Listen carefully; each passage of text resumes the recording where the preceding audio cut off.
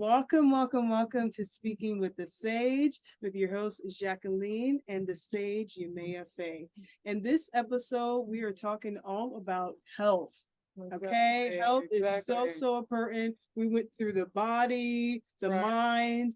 Health is something that is a part of our life regardless. Okay, so with us is brothermenes, which is a holistic health counselor, plant-based, all this type of stuff. Please, brothermenes, will you please introduce yourself? Tell us who you are, and then we'll continue. Yeah.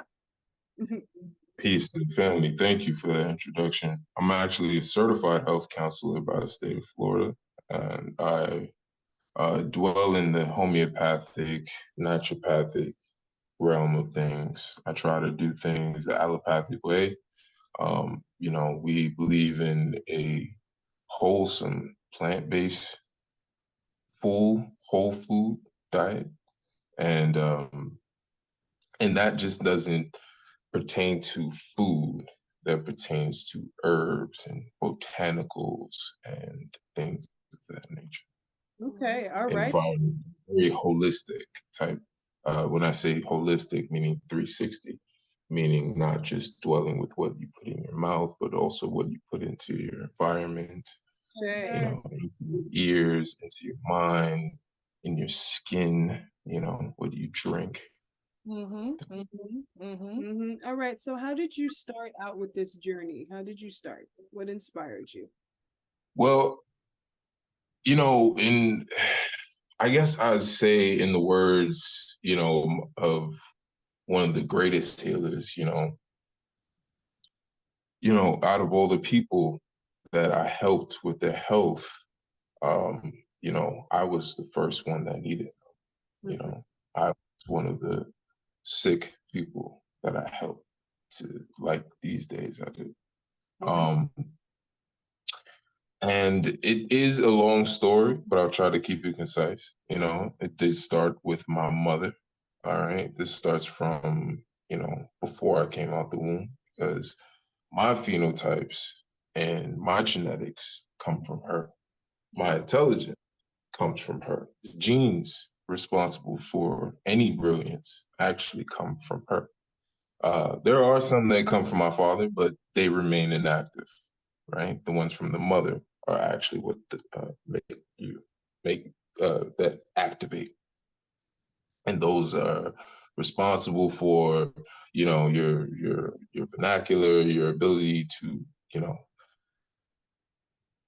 connect dots and figure things out. All right. She had a predisposition to cancer. Okay. Being, a Black woman in America, having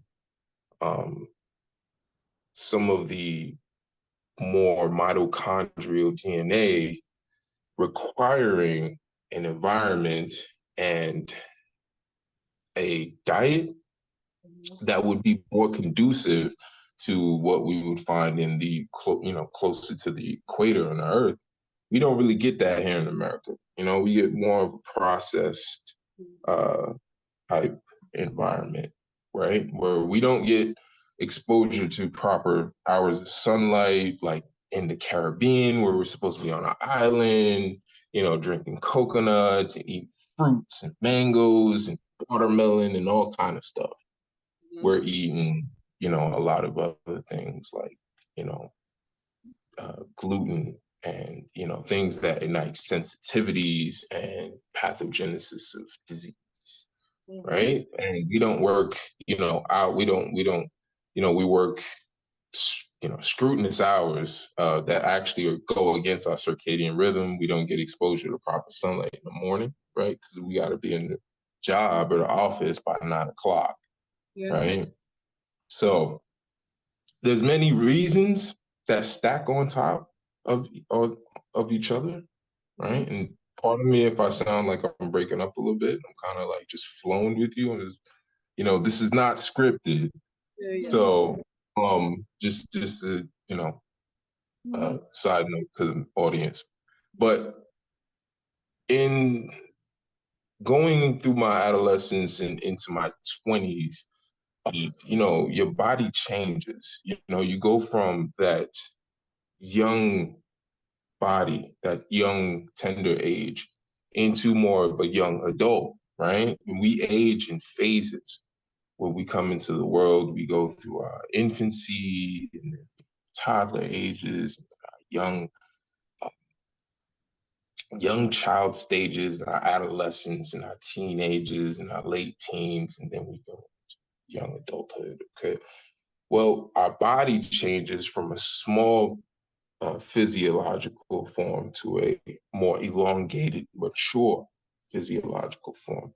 And with that happening, we do have to require attenuations to the diet, right? Children, well, I say it best like this. Adults require more fiber than children, right? Because we actually have a more mature tract of development when it comes to processing whatever we put in our body, right? We got, 40 feet long, 40-foot long tract of, or course that a lot of the stuff that we put in our food has to go through, right? And this is all tube-based. And, well, the basis of that working best is with fiber.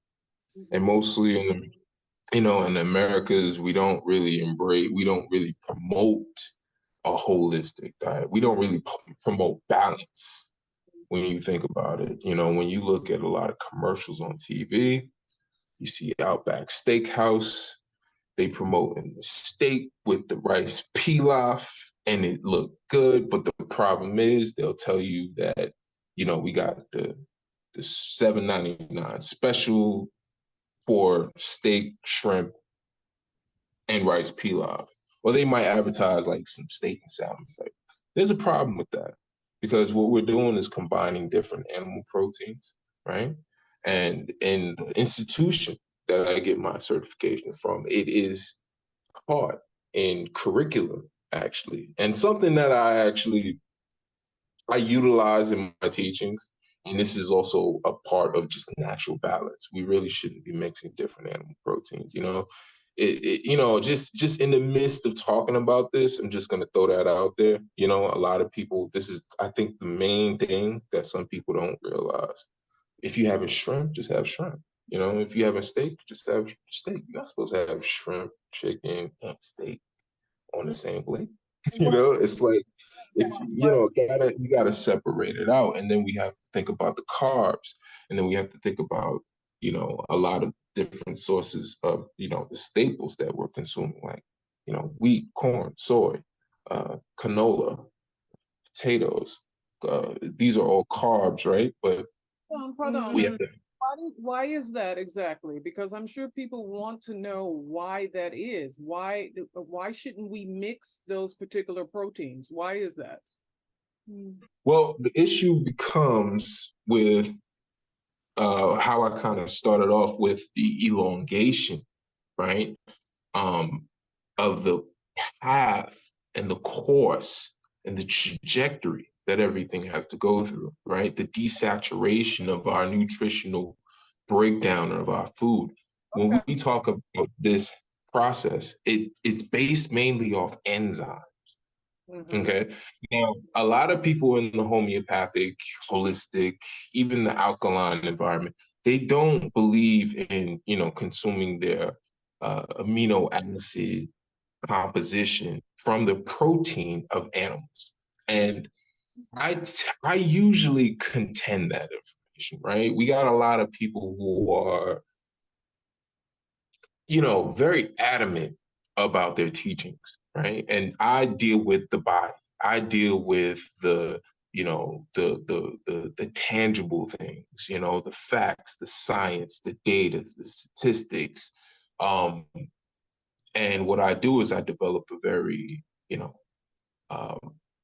I connect a lot of the dots that some people may not be, aware of. There may be unseen connections, but that comes from a lot of background and research and data, but basically it's based off enzymes, right? You know, we have enzymes that are designed to break down animal protein, in fact, protease, So what? amylase. So for the audience that is listening, everything that you're talking about, configuring in the body, and everybody has their specific way of teaching, whether they're plant-based or vegans, vegetarians. What is the difference between a vegetarian, a vegan, and a plant-based? Like, what is For people that don't know? Yeah, exactly. Okay. Detail. Well, I'll make this I'll put this in the most, you know, easily absorbable way. I think after all the research, this is what I found. Okay. In the standard American diet, we are not getting what we need. All right. Especially our skin, our melanated people, right? We do have a variety of phenotypical responses that tie into our diet. But for the main part, for the main motherboard and gist of things in the standard American diet, we're more likely to develop kidney issues and diabetes. All right. In the Hispanic Latino community, they're more likely to develop fatty liver disease. Okay. But in the standard American diet, right? And this is, you know, I hate to sound, well, I'm just gonna be blunt.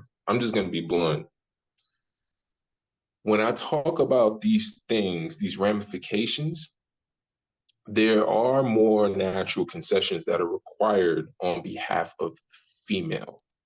Okay. Because a woman's anatomy has more going on, right? Even from the sperm cell, right? That's responsible for the XY chromosome, right? Or the chromosome that would designate the female embryo and to develop in the womb. You have more data that's quantified from that epithelial reproductive cell, okay? A woman's body has more, concessions that's required. There's, lactation going on. There's menstrual cycles. There's ovulation. The woman has the ability to produce a whole nother human. She requires twice as much iron. She requires more cobalamin. She requires more chromium. And this is stuff that happens, to oscillate in their staple reservoirs because of the menstrual cycle. Okay, a lot of women don't know their minerals that are released that need to be, and they don't get replaced. Why? Because the standard American diet again.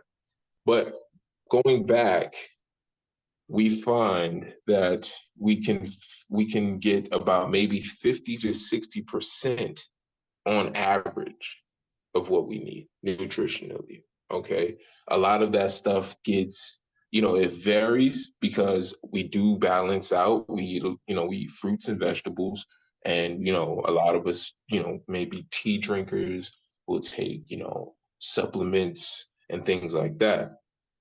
But for the most part, we find people who eat more like, I guess, pescatarian.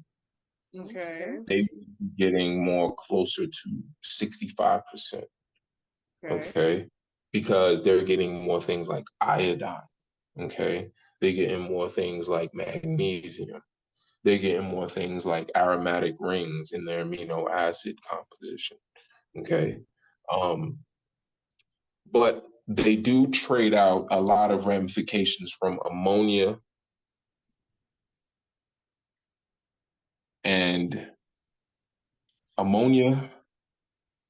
and uric acid. Okay. So like a heavy metal type situation, autoimmune type situations that could be conducive, that can be induced from, because here's the thing, a lot of people don't know, you'll actually come in contact, because a lot of this stuff does sound a little fearful. Okay, I'm just going to brace you in my breakdown because this is stuff that some people may not know. a lot of fish out there, okay, contain a lot of microplastics. So you got to remember, we are after the pandemic now. We just dumped about maybe somewhere close to 80 to 90 million. And I take that with a grain of salt when I say that million, right? They could have estimated a little bit more. And I'm just not recalling correctly, but it sounds accurate. Like 80 million face masks and gloves in the water, in the ocean. We disrespect our oceans a lot. We that's a problem. And we're not thinking realistically about what happens with that. Yeah. Okay. Fish, they end up nipping and consuming a lot of this stuff. And, a lot of the polymers that we use in this country is allowed by the FDA. They don't break down. They're like forever chemicals. Yes. And one of the polymers is the plastic. And that's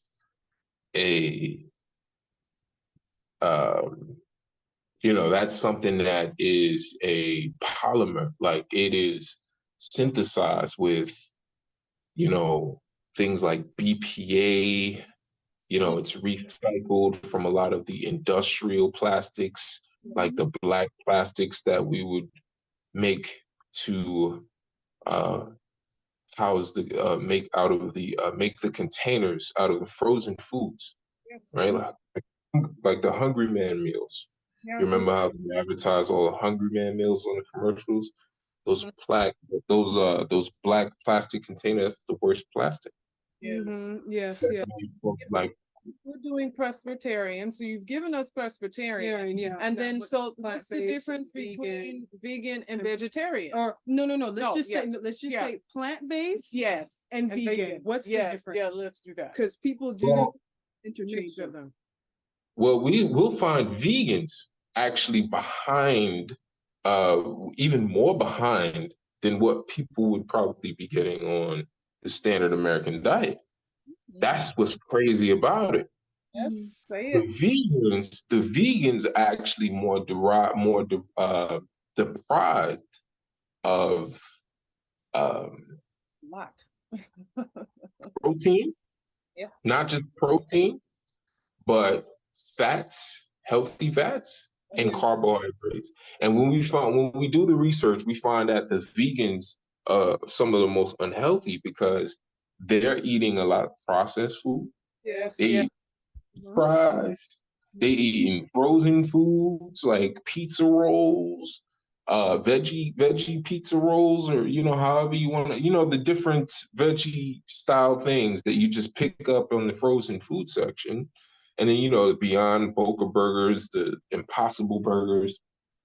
The problem is, and they get a lot of step down chemical renditions of things, like they may be good on the antioxidants, because they might eat more salad than the standard American diet.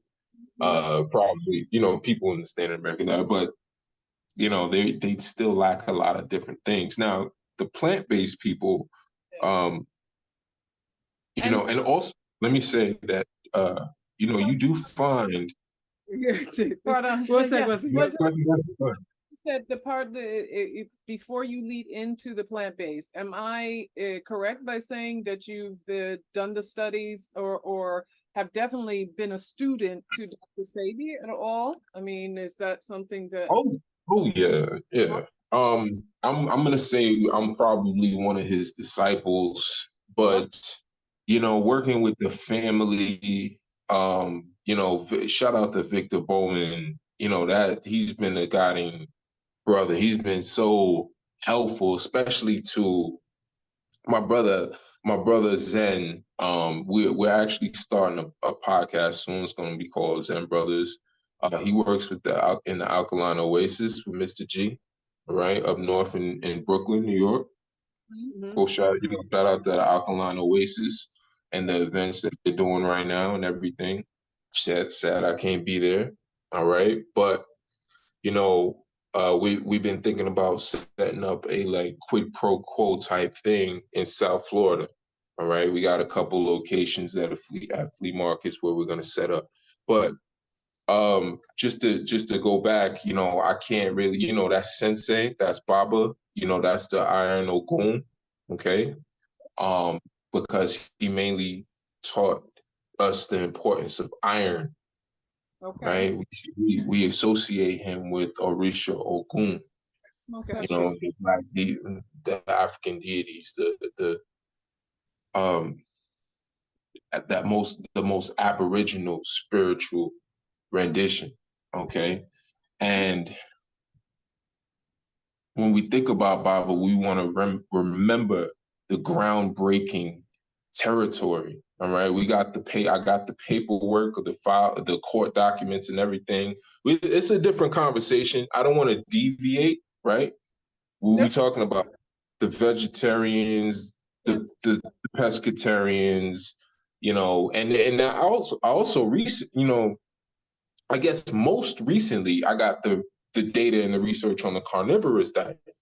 Okay. So we could literally, I go all around. I'm holistic with it, and also let me remind people that may be potentially watching. I am a certified health counselor, but my role in the institution, you know, that I got my certification from, was a weight loss specialist. Okay. I've helped over 100 people lose over 100 pounds while still eating meat, just because I'm plant-based, or you know, I deal with botanicals and alkalinity and healing the body, Okay. and we don't allow animal protein during this type of, you know, during therapies. People want to know why, and we give them the explanation. That does not mean I completely throw animal protein out the window. Most Yes, definitely. exactly. That does not mean. Depending on what people need and Yeah, stuff. Mhm. exactly. Yeah, people need a very realistic, you know, understanding of the human body and what we put in. They'll tell you that, you know, the meat has no place in our body. Well, why do we have a natural affinity for it? Why do we have an ability, a modality to process flesh from animals? That's because we're indigenous to the earth, right? We're all over the planet. Right. For one, you know, we can, you know, there's a lot of people out there that have a bunch of debates about where we come from, Yes, yes, yes. all over the planet. And that's what it means to be indigenous, you know, to have melanated skin. We actually designed to be here. You know, melanin is first cousin to chlorophyll, and that's the main pigment in all the vegetation that we see. Most So, definitely. you know, melanin traps the full spectrum of light, chlorophyll traps red, blue, green light, and then, you know, you have to understand the quantization that's necessary. Well, it's a different conversation. I was about to go into the spectrum of energy metabolism, but we're gonna stay on topic with food, because we actually do produce energy from sunlight and sound Definitely. by way of our melanin and our pigment. This is why we also don't just have it on our skin. Everybody has melanin. It's neuromelanin, you know. But anyway. Yeah. What illness? Yeah. What illness did you actually heal yourself from? Because you mentioned that, not illness, sorry. You said that you healed yourself. I just want to go and tap into that. What did you use, what it wasn't, and everything like that? So people maybe that resonate can do that for themselves. Well, you know what's interesting? I got exactly what you get when you deal with unresolved issues from the standard American diet. When you go into your lower vibration and you living in your root chakra and you living in your reptile brain and you're not really thinking past next weekend, right?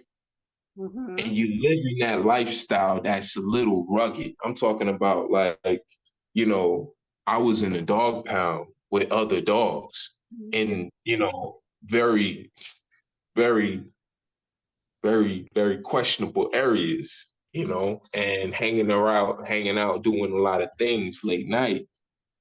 And, you know, I was young. I skipped school. I defied my father. You know, he called me with he called me with women. He called me with all kind of stuff. You But had one style. Yeah.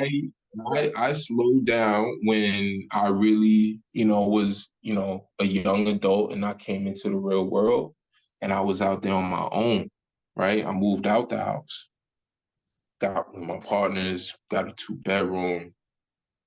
And next thing I know, I'm not feeling too good. You know, I'm having that diet that's crazy though.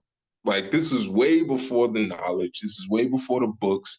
This is way before my list, looking for answers and feeling like life was being taken, or, you know, like, you know, feeling like I was put in unfair positions by God.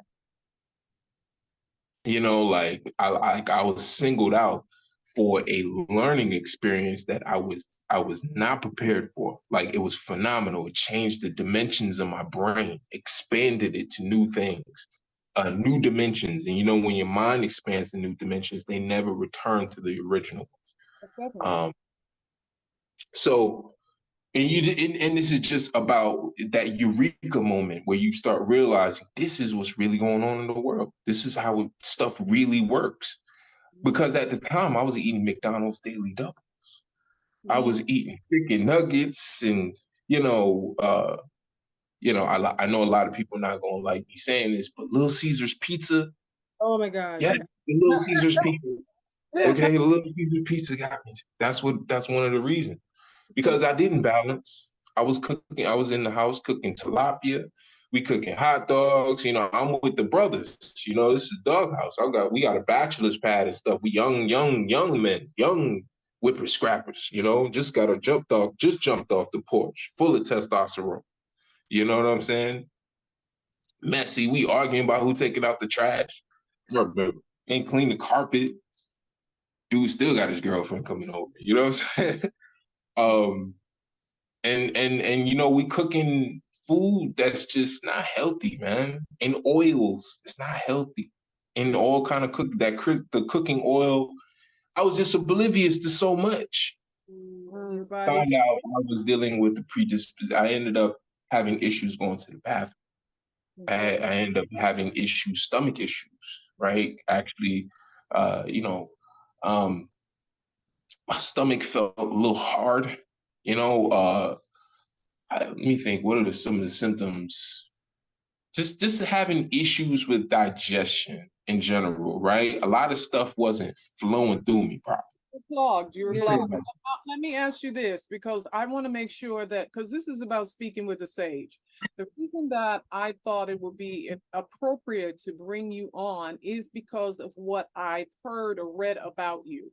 Specifically, I want to be able to have divine masculine, whether they be mature or younger, to come on and be able to articulate within a realm of knowledge first, but wisdom therein, you know, within the self. So in all of this process, we're talking about being holistic. So we know it's mind, body, and spirit, right? In this process, if you go through being a young man, full of testosterone, being around other people, you ended up in a place in your life, because it's two things was happening from what I hear. Is you mentally were at a certain state.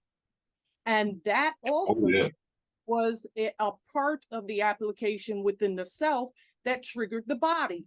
So now in that particular process, once you saw that, what was it that clicked in your mind specifically?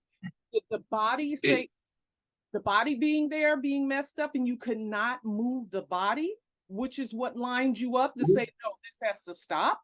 What was that?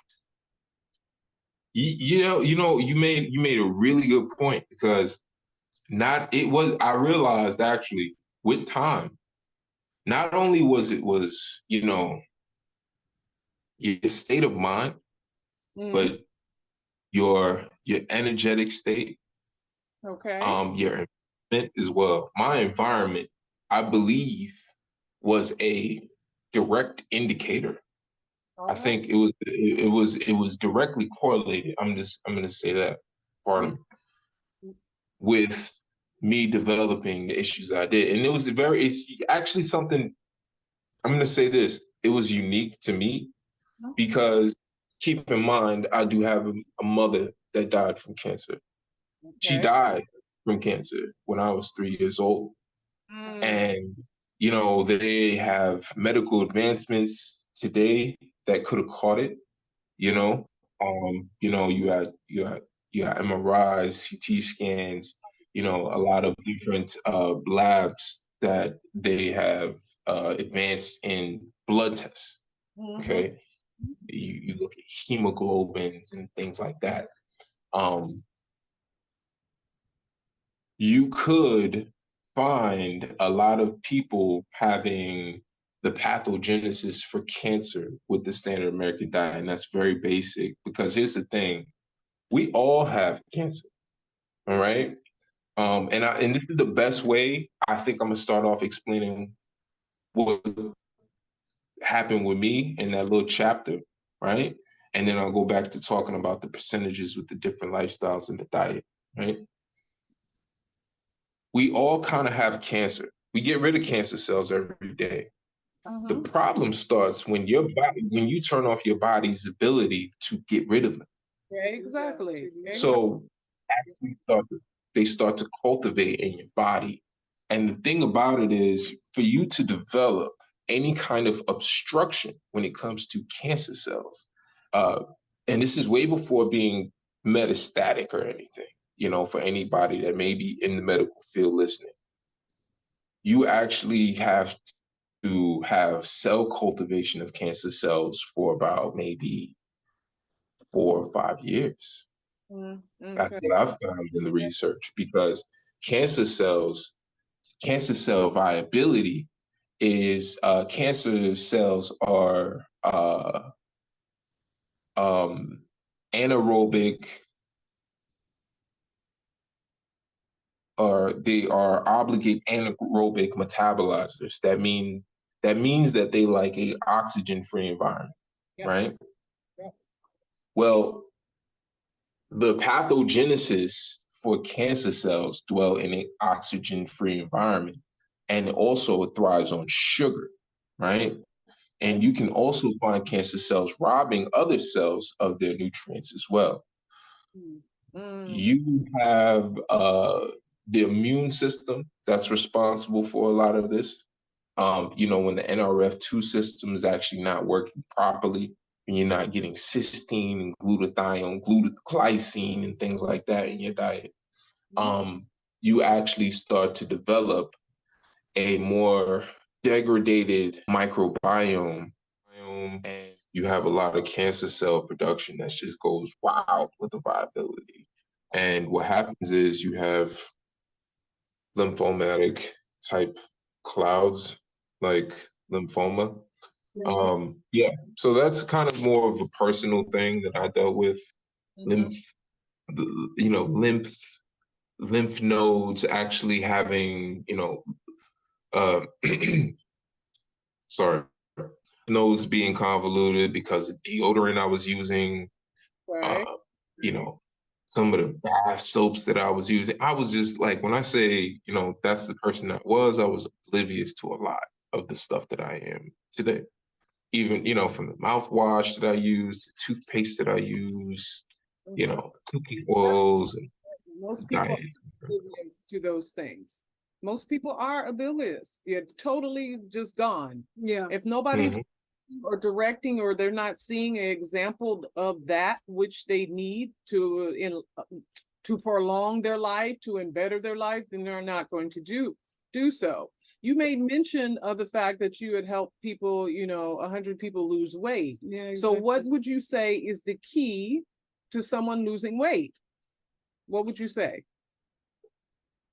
Well, it would be modulating the resting the RMR. Also, it doesn't start in the gym, it starts in the kitchen. I always tell people this, and I really think that we should advocate and be adamant about that, because a lot of people, we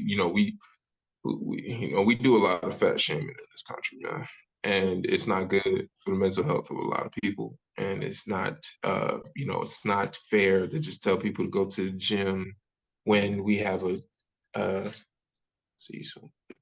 And when we have a country that's predatory on our health. Okay. and it's through the food, through our hormones. In fact, we actually, it starts there as well, because one thing that makes the standard American diet so treacherous, we're living in so more so like a hormonal type warfare type thing, where we're being just bombarded with estrogen. Okay. A lot of people don't know this. We are oversaturated in estrogen in this country right now. now. I had two questions for you, and they're leading right there. So anytime you start leading there, I'm gonna go ahead and drop the question. So the first and foremost, you made mention a very valuable point when you said that, okay, all of your intelligence, and you were birthed through a woman, so you took on her particular DNA, what she embodied. What would you say is the best thing for young ladies right now, women period, that they should be eating right now that would help that particular part of their DNA? Women who are, just now getting pregnant, what would you say about that? And then we'll go to the guys. What should the guys be doing specifically? Like, if you know these specific things the ladies need to be doing, because you have bared witness of that very thing yourself, being birthed through a woman, the situation that you took on, what she had, that sort of thing. Can you please direct your answer to that for a female? What should a female be eating right now that would prolong her life and her presumably child's life?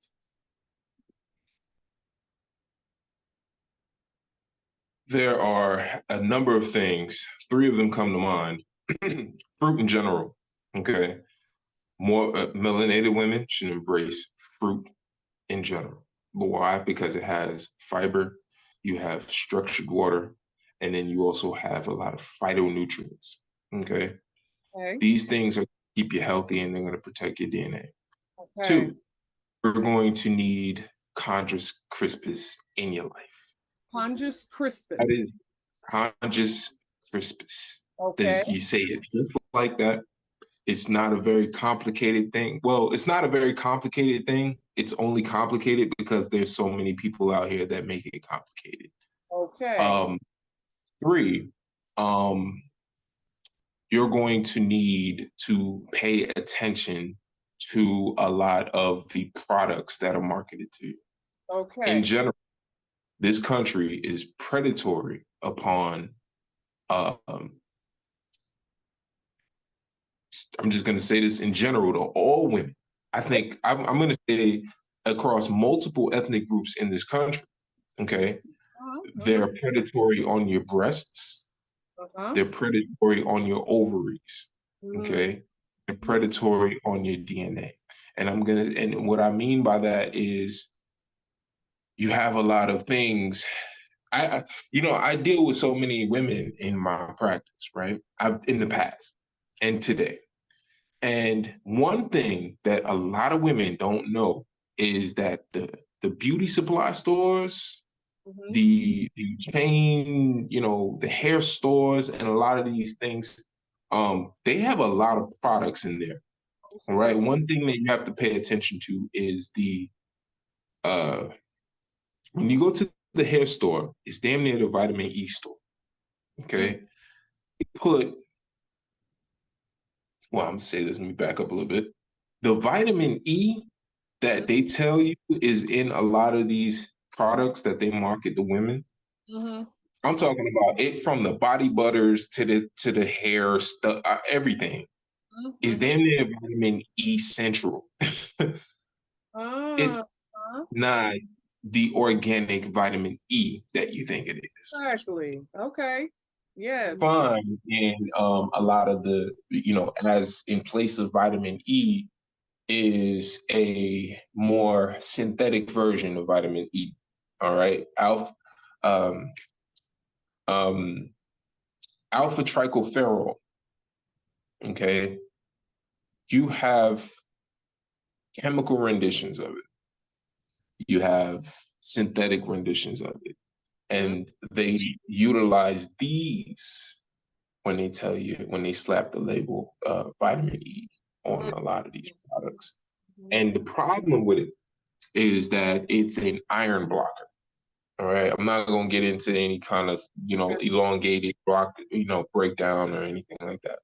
But it's some, a lot of these products have other chemicals that are worth mentioning that do interfere with the fusiform, which is a gland in the brain that actually helps you interpret faces, help you actually determine, your level of identification of people. When your fusiform is convoluted, you develop communication inhibitions. You develop inability to actually acknowledge people of your own kind, like your own, like you actually, like this is like anytime, like, all right, anytime when we meet right now, me and us having this conversation, fusiform is lighting up. My fusiform is lighting up, your fusiform is lighting up, your fusiform is lighting up because we're communicating, right?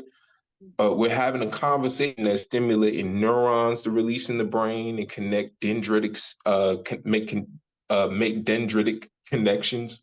Let me slow down. And it lights up your fusiform because, we're communicating with each other. And it's not a foreign type of communication. We actually feel more at home when our fusiform lights up. And that's, studies show that we actually do utilize that the most when we're communicating with our own people. Like you come to your classroom and you talk to your classmates. You know what I'm saying? You go to your church and you talk to your church members. You come home and you talk to your family. You come to the neighborhood and you talk to your people. You know what I'm saying? When you communicate with brothers and sisters, et cetera, people that you can relate to. Your fusiform, like that. The chemicals, they block that. A lot of the chemicals that they market into to the women, to the young girls, in the perms and a lot of it's so many varieties that I have to say, do your research. You're gonna look, when you go to the beauty store, look up every single thing on the label, and you can also, you're not alone. When you learn this information, the first thing you understand is there's a lot of other people that know this.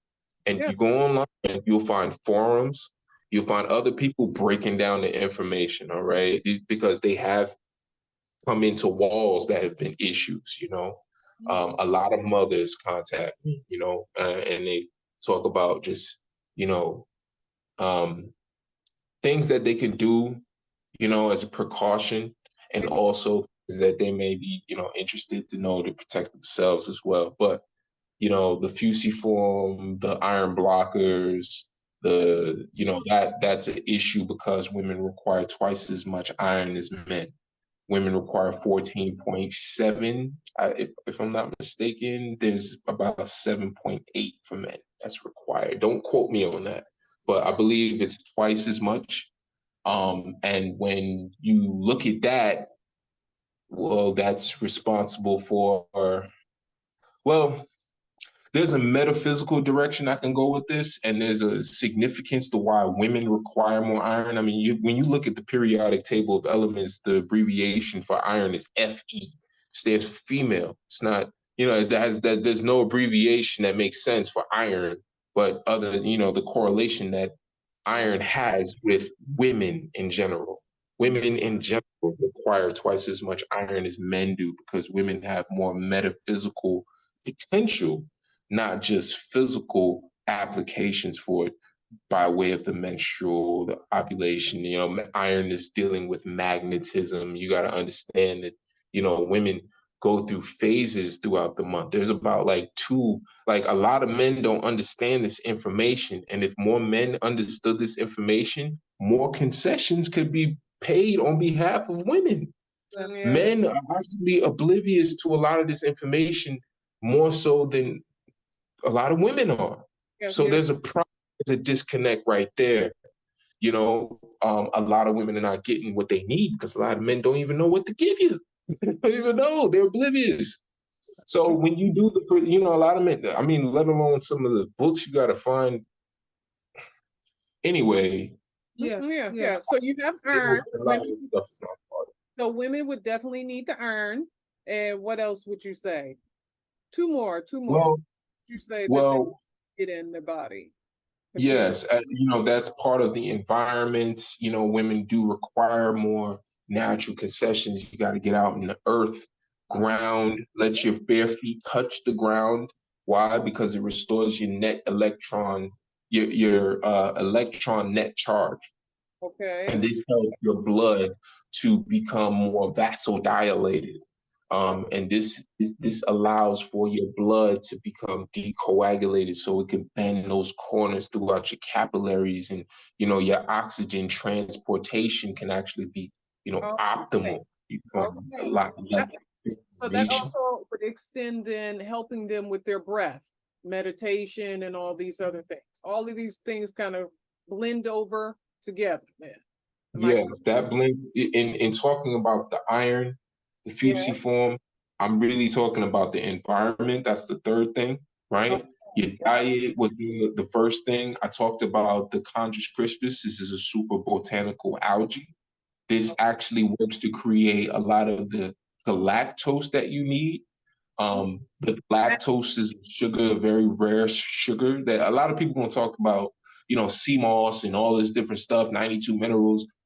A lot of this stuff is innuendo. A lot of the stuff that people telling you about mosses is actually not that valid.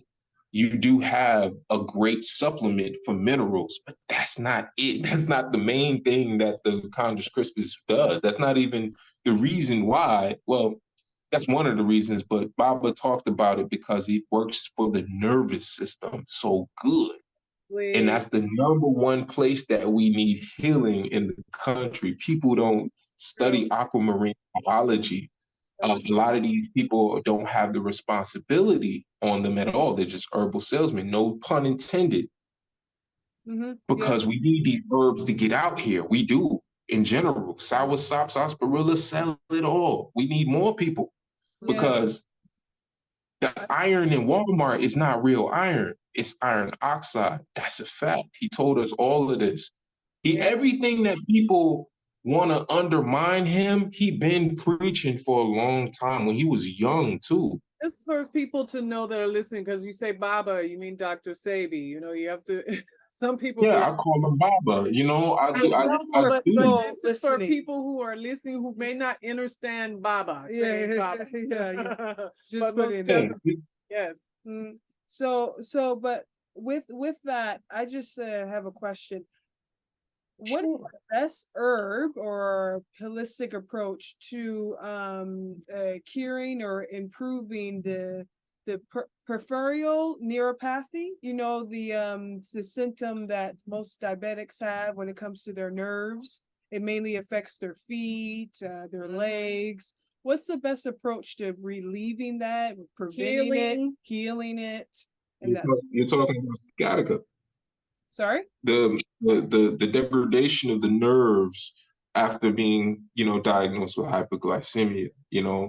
You have a lot of the myelin sheath, that's the coating on your nerve endings, that starts to break down. Why? Because of a lot of sugars.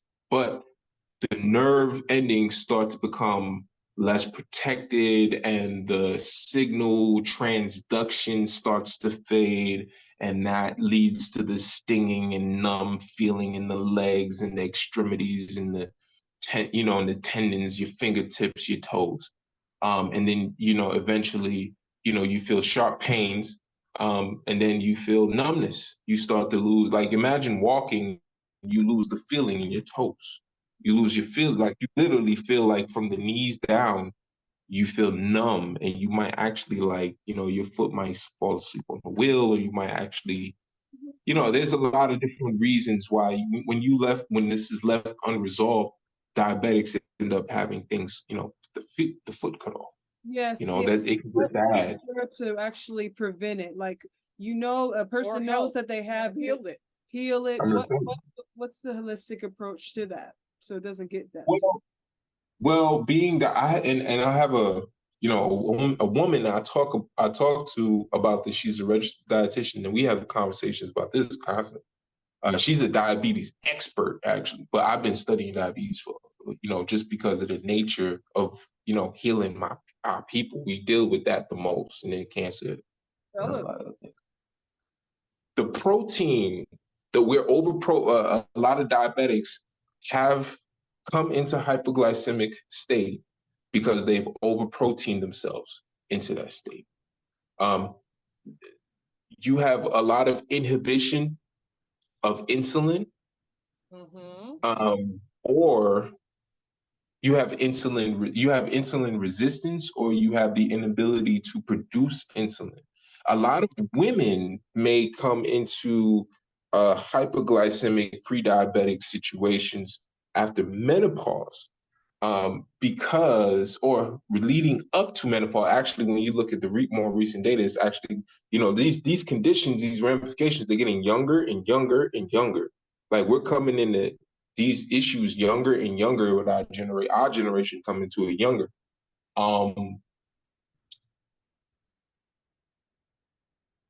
Chromium. When we're dealing with male or female, let me just ask you that.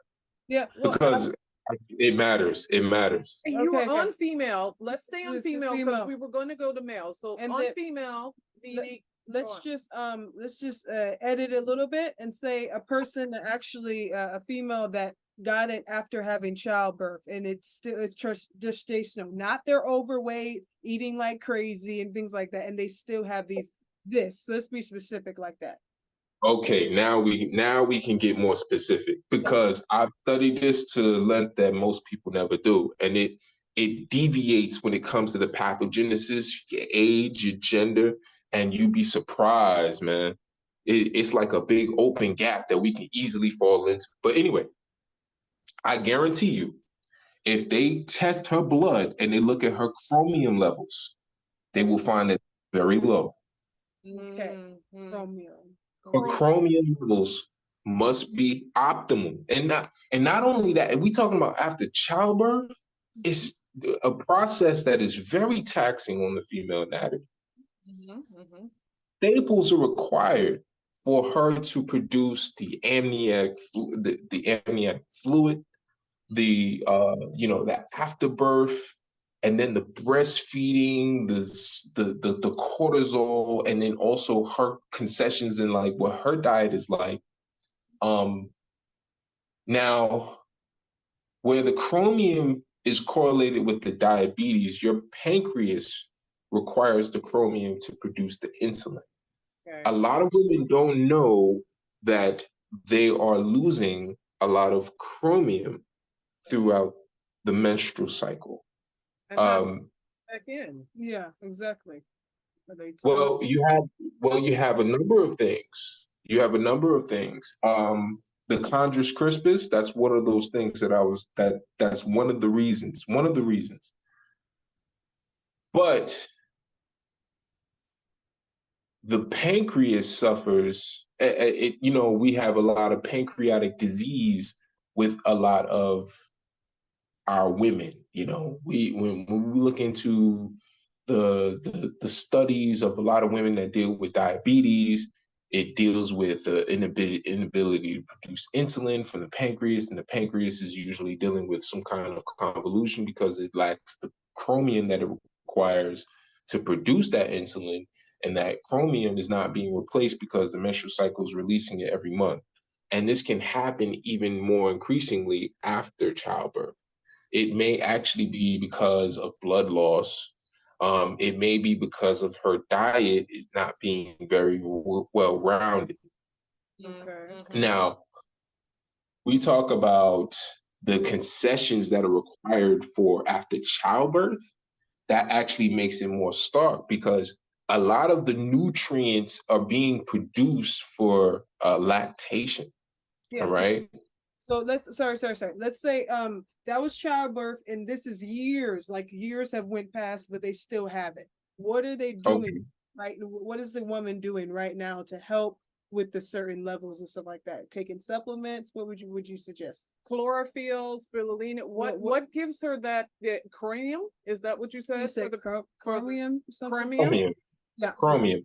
Now, if this is not an issue where it comes to chromium deficiency and the pancreas, like you literally are producing insulin fine, then you have an issue with insulin resistance.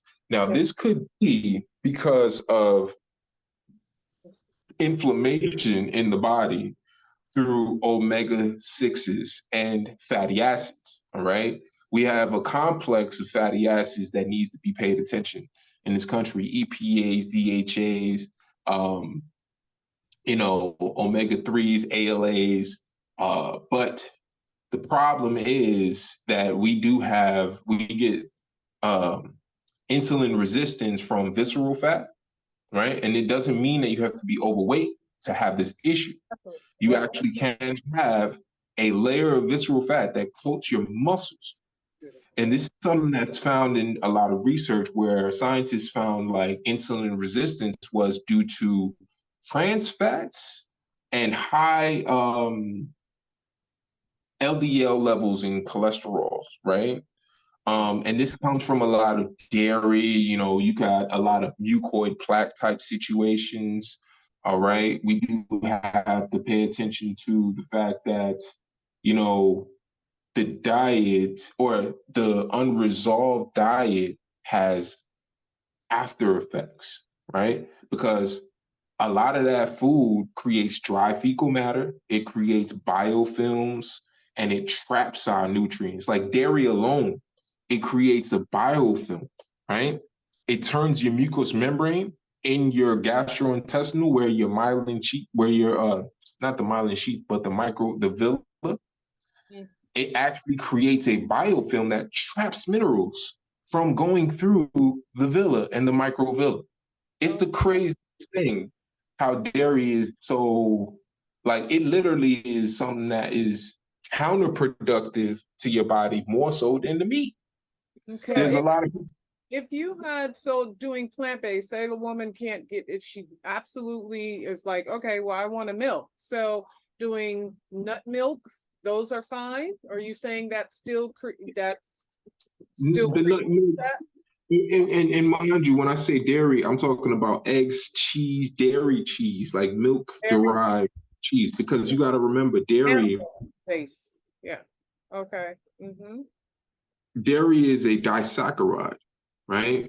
Lactose, right, is a disaccharide. It's two sugars in one. It's very hard to break down. And the lactase. I'm sorry, but so is that different? Is that different now if we switch that to a male who has diabetes? Actually, no. That actually is more common when we talk about male and women, men and women with the biofilms, the visceral fat. Like when it comes to insulin resistance, we got more commonality in men and women having insulin resistance in their in the pathogenesis of this happening than inability to produce insulin.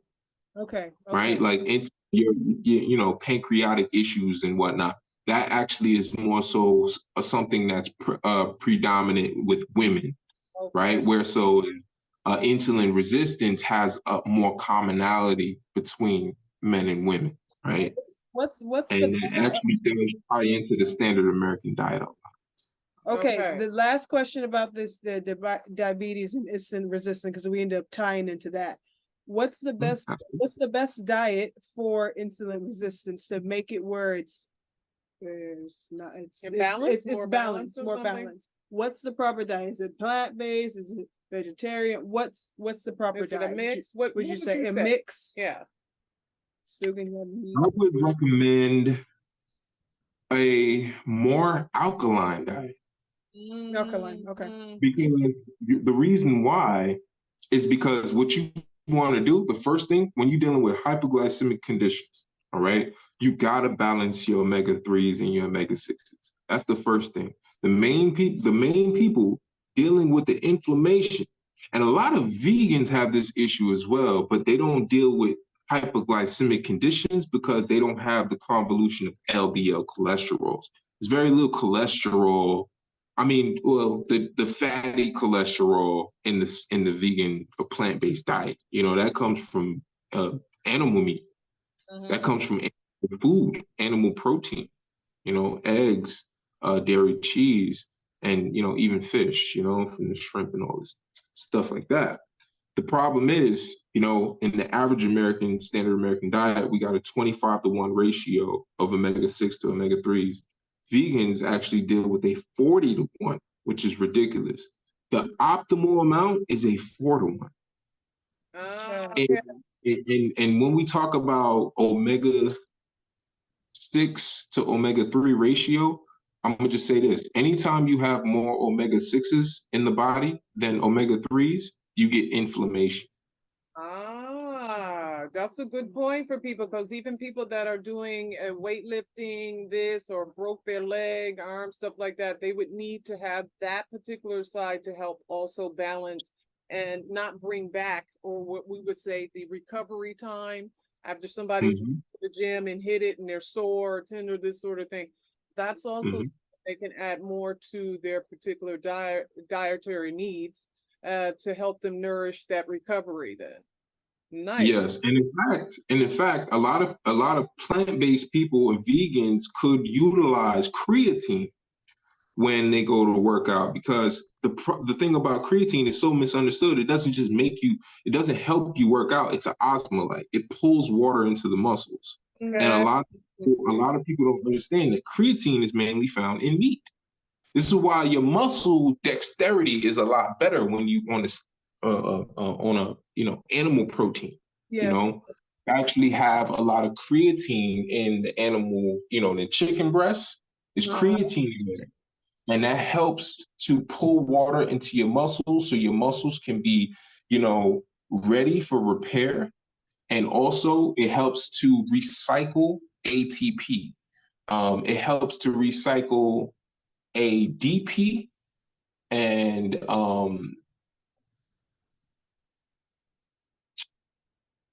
AMD, if I'm not mistaken. Adenosine, ATP is adenosine triphosphate, if I'm not mistaken. But ATP is your energy that's produced from mitochondria. Creatine helps you recycle that, you know. Okay. Adenosine monohydrate, adenosine diphosphate, you know, these are phosphate groups. Adenosine triphosphate, these are 3 phosphate groups with melanin.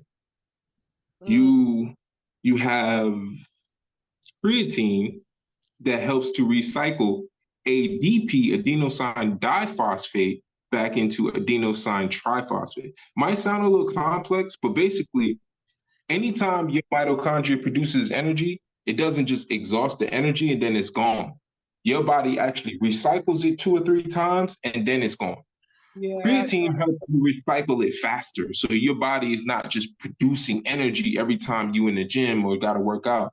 Your body actually got the creatine to help you recycle it. So as soon as it gives you energy, it helps you get back in there again.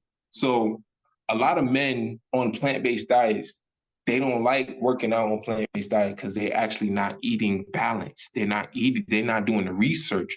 Creatine, beta-alanine, these are the only 2 supplements you probably need being plant-based. You'll feel a way difference. Your brain will feel the difference.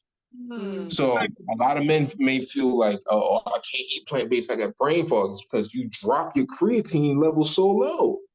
And then for one, you can't just stop eating meat.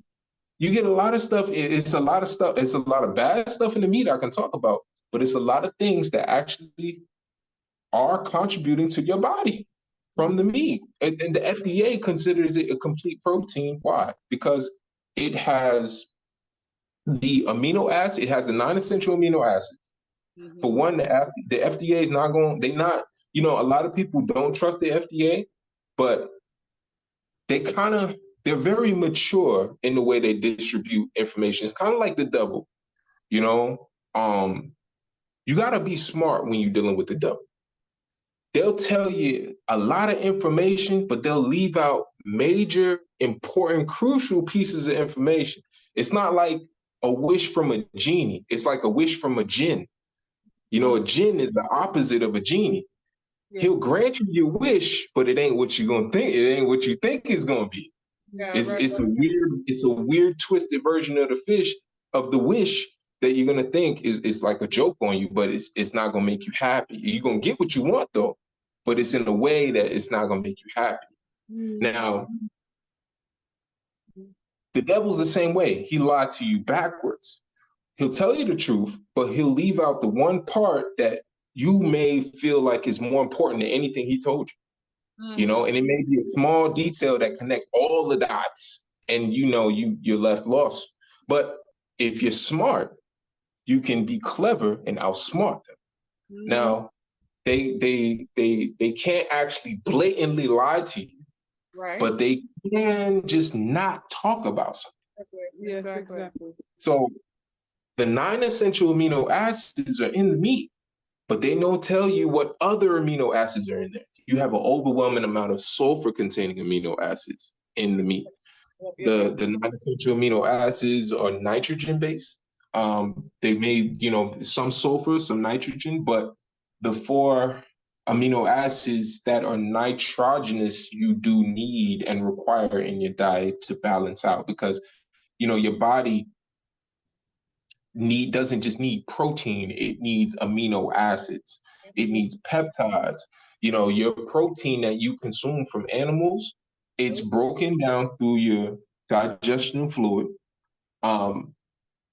Your digestion, your anabolic metabolism kicks in, or a catabolic metabolism. It's metabolized, right? Acetylation and methylation processes if necessary. Then is conveyed to the small intestine, where it gets broken down into amino acids, right? Protein gets broken down into peptides and amino acids. Amino acids are the basic form of protein. The amino acids string together into proteins. That's what plants do.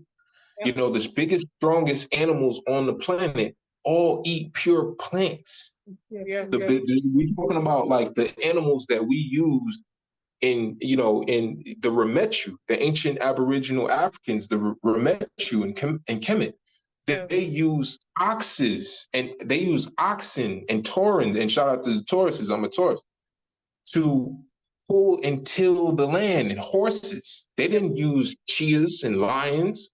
They didn't even use donkeys. You can't hitch your ride a moat to a gorilla, but you get what I'm saying. But anyway, most definitely, Brother Menes, you definitely have so much information. I'm sure a lot of scientific drops. Yes, exactly. A lot of science drops, but that's why I wanted to make sure that it was fully clarified with certain things. Like specifically, I think you need 2 more for the guys. If you had to say 1 or 2 things for the males, because you covered a wide range. But I didn't hear specifically for a male, if he's listening right now, like a particular food, or a mineral, whatever that mineral. Give me 2, okay? And then we want to talk about how they can get in touch with you. Yes, okay, exactly. Okay, no problem. And also, if there's anything that I was, because sometimes some people say I'm a little passionate about this, so I might get, in health in general. So when I get into the mode of health talk, I might start rambling. If there's anything that I mentioned that you want me to talk about and explain more, slow me down and just, get me to focus on that. And I'm more than happy to explain anything that anybody didn't grasp or, understand when I said it. Or if you want me to talk more about that and add more detail. I know we have a finite amount of time, so I'm, try to keep everything concise. But just know that I can keep going. Yes, And there's a that'll lot of definitely be in the information. I nutshell. know. Yes, definitely. Okay. This is what I do though. This is what I do. I take herbs to increase my memory. I try to retain a lot of information, but I don't pride myself on being a think tank, because we got books. Even Einstein said it makes no sense to try to retain large amounts of information and do bravado or, try to woo people and that, because we got books. We have to be more concise and accurate. We looking for progress. We're not looking for clout or popularity or none of that. We're looking to heal people, and we're looking to be accurate with the information, because I have the responsibility. I don't know about other people that sell herbs. They'll sell you stuff and not care about what it do to you, but I have the responsibility of taking the herbs, preparing them, getting the compounds, the actual supplements, combining them, using structured processes, doing extrapolations. Man, I do days of extrapolations sometimes. But anyway. No, just tell them where they can get in contact with you then, because we're going to make sure that we put all of that down there. But but real quick, bitter melon and bitters. Bitter melon and bitters. Bitter melon, actually also Chondrus Crispus. Fucoxanthins in Chondrus Crispus reverse a lot of hypoglycemic conditions, especially when you're dealing with cardiovascular issues, a lot of other things like dealing with the prostate, dealing with fibroids, any of those types of issues. We got fucoxanthins. Look up what I'm saying. Fucoxanthins actually help to attenuate hypoglycemic conditions. And there's a lot more detail to that. But bitter melon helps to reduce the LDL cholesterol, helps to bring in HDLs so you can balance out your LDLs, okay? Basically. And then bitters, you have bitters that are required because bitters actually are anti-cancer agents. And they also produce alkaloids, which promote alkalinity.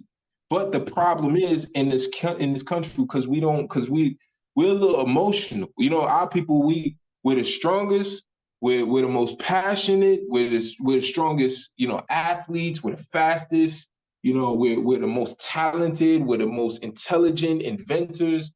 And we're also strongest in the emotional area, where we have the most wide variety when it comes to our genetics and what we can manifest physically. This is why we have a lot of potential for a lot of things, but we also are very strong in the emotional area. We're a little immature when it comes to the diet. We don't like bitters, but because we don't like bitters, we find cancer on the high. You feel me? So, but a lot of bitters will help to protect your DNA and reverse hypoglycemic conditions like diabetes. That actually helps the pancreas out, helps the liver out. It's the hepatoprotective properties of bitter melon. You need that. Fucoxanthins and the Chondrus Crispus, the magnesium, the phosphorus is the highest algae in phosphorus. And the main thing that kills a lot of the pathogenesis for disease is phosphorus, because that begets what? Energy, vibration. It helps to bring your vibration back up. A lot of people don't understand that when you're dealing with a lot of hypoglycemic conditions, cancer, when you're dealing with viruses, they actually drop your mitochondria count. So one of the main things that helps to fight disease is energy, just pure energy. And that's what the algae is. It creates photosynthesis in the water without the need for a lot of things that plants on land do. It actually is responsible for the clouds. Like 70% of the clouds that you see in the sky, it comes from the algae in the ocean. The algae came, the nitrogen in general was produced from lightning splitting the nitrogen from the hydrogen, allowing it to produce like alkaloids and aldehydes and things like that, for aromatic amino acids and things like that. So we owe a lot to the algae, the ocean. And its fact is oxygen, when the algae started to really adapt to the planet, it started to not require certain elements to produce photosynthesis, and it started to belch oxygen in the ocean, and the byproduct of the oxygen turned the waters red. So the algae is responsible for the first precursor to blood. Your blood that flows in your veins, it produced the first precursor to blood. In fact, when it first came about in the ocean, it turned the water red from producing all the oxygen in the. Yeah. Okay. Wow. Just a whole wealth of knowledge. Yes. I seriously must say certain things. Good job. Because I've been on this journey for a minute, I know of certain things, but you were able to break things down even more in a way that I would say is more clarity for those that have been on the journey for a minute. Some of us, or I should say some of the viewing audience might be like, okay, what did he just say? Don't worry about that, y'all. We're going to make sure that we put it down at the bottom, and you can contact him at where again? Tell him where you can be contacted. I can be contacted through my site. The contact form is on the site, kemeticsoul.com. It's KEMETICSOUL, not SOL. And any events coming up? You made mention to that before. Do you have any events? We're trying to set up an event down here in South Florida. It's not really guaranteed to, we're trying to get it to pop off before the end of the year, but I have so many different things. Like I literally just got a client that just texted me they're on the way. So that's awesome. Consultation for, and also if you want to, book a consultation. Yeah. I'm the consultations, they're not, I'm not cheap. I charge $100. That's what I'm talking about.